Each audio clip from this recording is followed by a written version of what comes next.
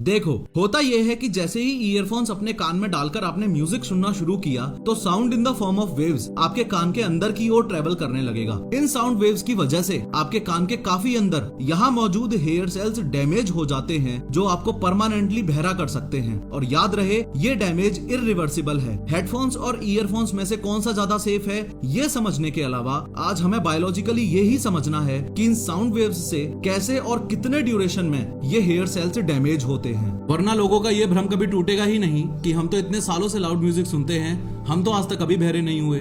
इस वीडियो में ईयरबड्स और ईयरफोन्स टर्म्स को मैं इंटरचेंजेबली यूज करूंगा। थोड़ा सा बाहर आके बताऊं तो आपके कान के इस बाहर वाले हिस्से को पेना बोला जाता है। जो ये छेद होता है इसे ईयर कैनाल बोला जाता है, और ये कॉनकेव शेप्ड मेम्ब्रेन जो आप देख रहे हो इसे ईयर ड्रम बोला जाता है। कई बार आपने लोगों को बोलते हुए सुना होगा कि कान पर थप्पड़ मत मारा करो, नहीं तो कान का पर्दा फट जाएगा। वो कान का पर्दा यही है, ईयर ड्रम। ईयर ड्रम बहुत ज्यादा पतला होता है और बहुत रिच ब्लड सप्लाई होती है इसमें। आपके ईयरबड्स से जो साउंड वेव्स निकली वो इस ईयर ड्रम को कुछ इस तरीके से वाइब्रेट करती हैं। इस ईयर ड्रम से कनेक्टेड होती हैं ये 3 बोन्स। ईयर ड्रम का वाइब्रेशन कुछ इस तरीके से इन तीनों बोन्स को भी मूवमेंट देता है। इन तीनों में से ये जो लास्ट वाली बोन है इसे बोला जाता है स्टेपीज, और ये कनेक्टेड होती है इस कोक्लिया से। देखो, इनर ईयर के टोटल 2 पोर्शंस होते हैं। एक तो ये वेस्टिबुलर पोर्शन और दूसरा है ये कोक्लिया। वेस्टिबुलर पोर्शन आपके बॉडी के बैलेंस के लिए रिस्पॉन्सिबल होता है, इसलिए आज हम इसकी बात नहीं करेंगे। हमारा फोकस रहेगा इस कोक्लिया पर। लेकिन उससे पहले ये समझो,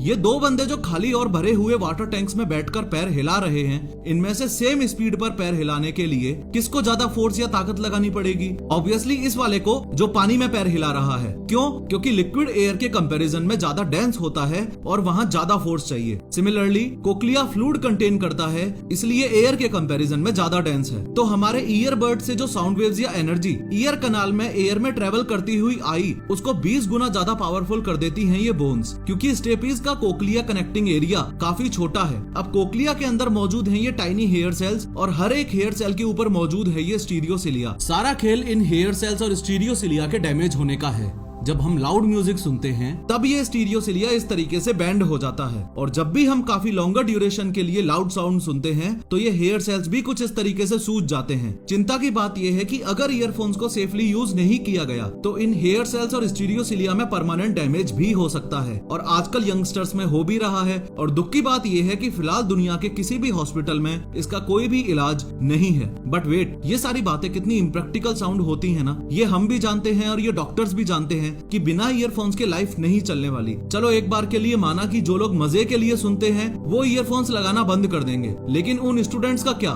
जो स्टडीज के लिए ईयरफोन्स यूज करते हैं, जो लोग कोर्सेज देखते हैं, जो लोग ऑफिसेज में बैठ के एडिटिंग करते हैं, जो लोग शौचालय में रील्स देखते हैं, उनके लिए तो कोई सॉल्यूशन होगा ना? हाँ, सॉल्यूशन है, और वो सॉल्यूशन है 60-60 रूल। डॉक्टर्स क्लियरली इस बात को मेंशन करते हैं कि 60% से ज्यादा वॉल्यूम पर नहीं सुनना है और 60 मिनट से ज्यादा टाइम के लिए नहीं सुनना है।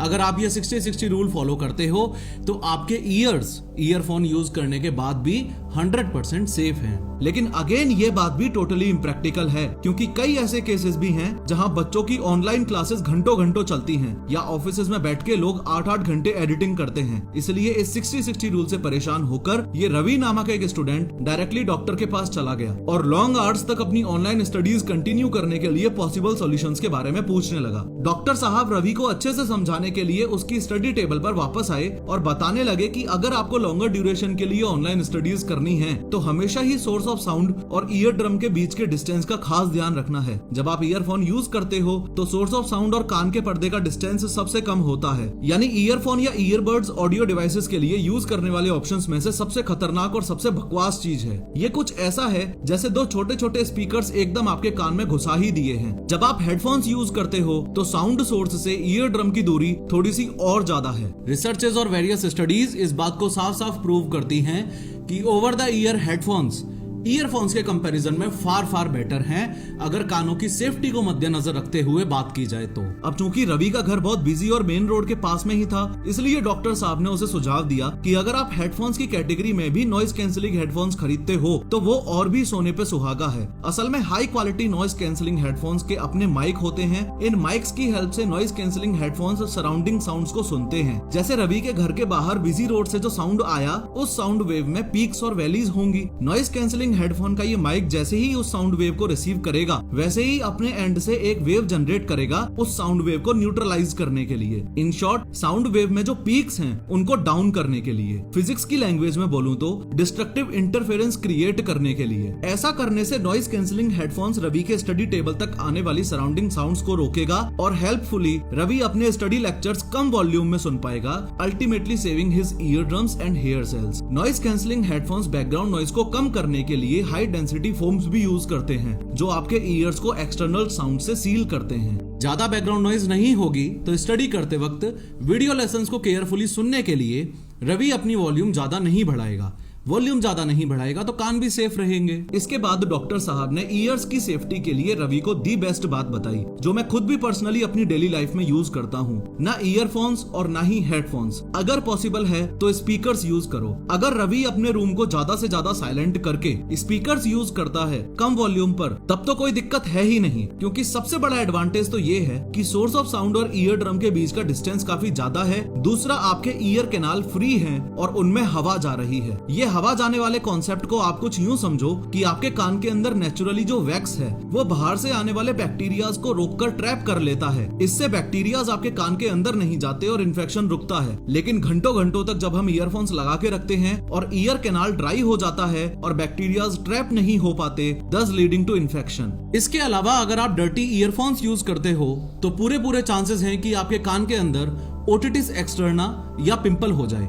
ओटिटिस एक्सटर्ना एक सीरियसली बहुत बड़ी बीमारी है जिसके भारत में टोटल 10 लाख केसेस आते हैं हर साल। इस बीमारी में इंसान के कानों में इन्फेक्शन हो जाता है, आउटर ईयर लाल पड़ जाता है और कान में सूजन आ जाती है। इन शॉर्ट, डॉक्टर साहब रवि को साफ साफ शब्दों में ये कहना चाहते हैं कि ईयर्स को लंबे टाइम तक सेफ रखने के लिए ईयरफोन से बेटर है हेडफोन्स, हेडफोन्स से बेटर है नॉइज कैंसिलिंग हेडफोन्स और नॉइज कैंसिलिंग हेडफोन से बेटर है स्पीकर्स। स्पीकर्स से संबंधित ये बात भी आपको याद रखनी है कि ईयर ड्रम से साउंड सोर्स दूर है। सिर्फ इस बात से काम नहीं चलेगा, ड्यूरेशन और लाउडनेस दोनों का ही ध्यान रखना पड़ेगा। वॉल्यूम भी कम होनी चाहिए। जाने से जस्ट पहले डॉक्टर साहब ने रवि को एक बात और बोली, ऐसी बात जिसने रवि की जिंदगी बदल दी। डॉक्टर साहब ने रवि के मम्मी पापा को और दादा दादी को भी रूम में बुला लिया और समझाया कि हियरिंग लॉस का जो लेवल आपके दादा दादी का है वो सेम हियरिंग लॉस का लेवल आपका होगा, सिर्फ 45 से 50 साल की उम्र में ही, अगर आपने ईयरफोन्स को यूज करने का सही तरीका अभी से नहीं अपनाया तो। डॉक्टर साहब ने इस कॉन्सेप्ट को उस मिसकंसेप्शन से कंपेयर किया जो लोगों में बुढ़ापे और रिंकल्स को लेकर है। डॉक्टर साहब ने बताया कि लोग ऐसा सोचते हैं कि डीप रिंकल्स और स्किन पिगमेंटेशन एक नॉर्मल एजिंग का प्रोसेस है, यानी बुढ़ापे के साथ तो वो आएगा ही, लेकिन असलियत ये है कि स्किन पर ये सब लार्जली सोलर रेडिएशन और यूवी डैमेज की वजह से होता है। सिमिलरली,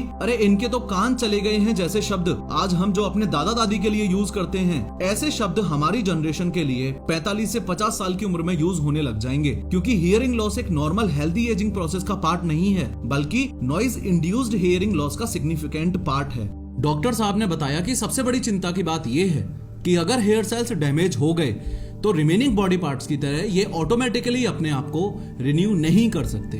बायोलॉजिकली हमें ये बात पहले समझने की जरूरत है। जाते जाते डॉक्टर साहब ने रवि के पेरेंट्स को साफ साफ बोला कि इस बात का खास ध्यान रखें कि लंबे समय तक ईयरफोन्स का यूज करते वक्त रवि हर 30 मिनट्स में 5 मिनट्स का ब्रेक ले रहा है और हर 60 मिनट्स में 10 मिनट्स का ब्रेक ले रहा है। इस वीडियो पर क्लिक करके 3D एनिमेशन की मदद से समझो कि यंग इंडियंस में हार्ट अटैक के केसेस इतने ज्यादा क्यों बढ़ रहे हैं।